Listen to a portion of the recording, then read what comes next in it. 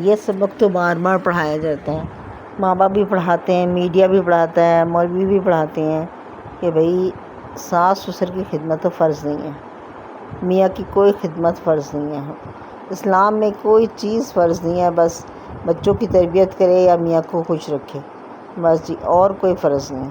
اچھا چلو، اگر کام یہ فرض نہیں ہے تو مجھے یہ بتائیں کہ کیا پھر جس گھر میں آپ رہ رہے ہیں ساس سسر کے ساتھ اور لوگوں کے ساتھ، تو جب ان کی خدمت نہیں کرنی تو ان کے گھر میں کیوں رہتے ہیں؟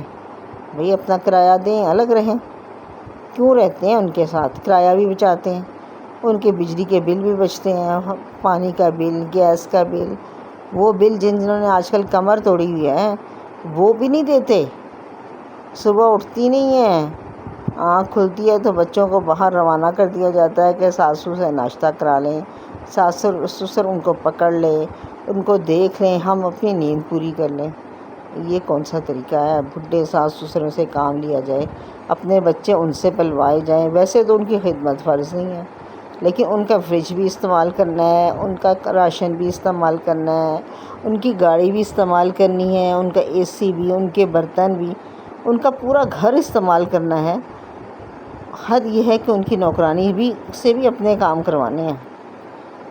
ان سے تو آٹومیٹک مشین سے کپڑے نہ نکالے جاتے ہیں، نہ دھلے ہوئے کپڑے اتارے جاتے ہیں، وہ بھی ان کی ماسی سے کروائے جاتے ہیں۔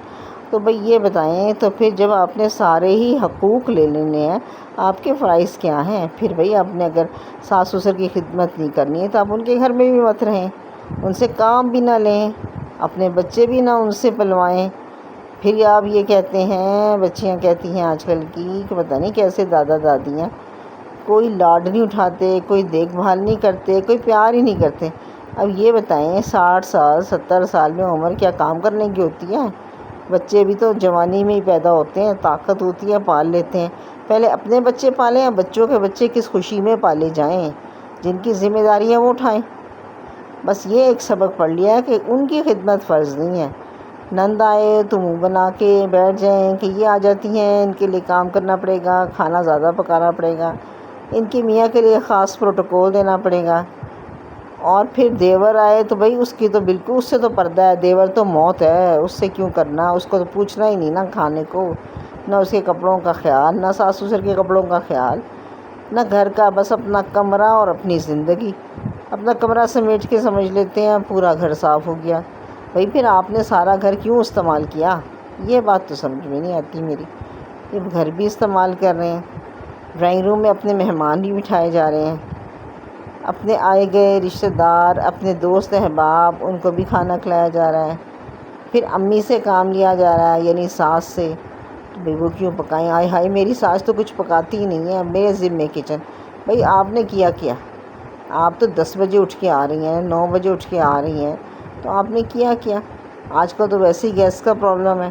اب بیچاری ساس بچت کی خاطر، جو اس نے ساری زندگی کی تھی، وہ صبح صبح اٹھ کے ہانڈیاں بھی پکا لیتی ہے۔ پھر سارا دن گیس نہیں آئے گی، ہانڈی تو کم سے کم پکی ہو۔ وہ تو صبح 12 بجے اگر گیس آئے گی تو وہ روٹیاں بھی 2 ٹائم کی پکا کے رکھ لے گی۔ آپ کی اس مرض کی دوا ہے، آپ اٹھیں گی یا تو الیکٹرک چولہا جلائیں گی یا سلنڈر استعمال کریں گی۔ اتنا مہنگا سلنڈر، اس وقت نہیں خیال آتا کہ ساس سسر کی خدمت فرض نہیں ہے، تو یہ چیزیں حاصل کرنا، یہ سہولتیں حاصل کرنا کیوں فرض ہے؟ آپ سے تو یہ ہوتا ہے کہ آپ نے یہ ماں بننے کے باوجود آپ کی سمجھ میں یہ نہیں آتا کہ انہوں نے اپنا پلا پرایا بیٹا دے دیا، اور آپ نے ان کے ساتھ کیا کیا؟ آپ اپنے بیٹے کو کسی کے ساتھ شیئر کر سکتی ہیں؟ پھر آپ یہ کہتی ہیں ساس ایسی، ساس ویسی، ساس یہ کرتی ہیں، ساس وہ کرتی ہیں، نہ ہمارا خیال نہ بچوں کا۔ تو یہ عمر ان کی آرام کی ہے، بچوں کی خدمت کی نہیں ہے۔ بس وہ اپنے بچوں سے، اپنے پوتا پوتیوں سے کھیل سکتے ہیں۔ پڑھانے کی ذمہ داری، کھلانے کی ذمہ داری، باقی سارے کاموں کی ذمہ داری تو ماں باپ کی ہوتی ہے۔ بچوں کی ذمہ داری جس سے بچے ہیں وہ اٹھائیں، یہ ذہن میں رکھیں نا، خالی خالی باتیں ہی آتی ہیں۔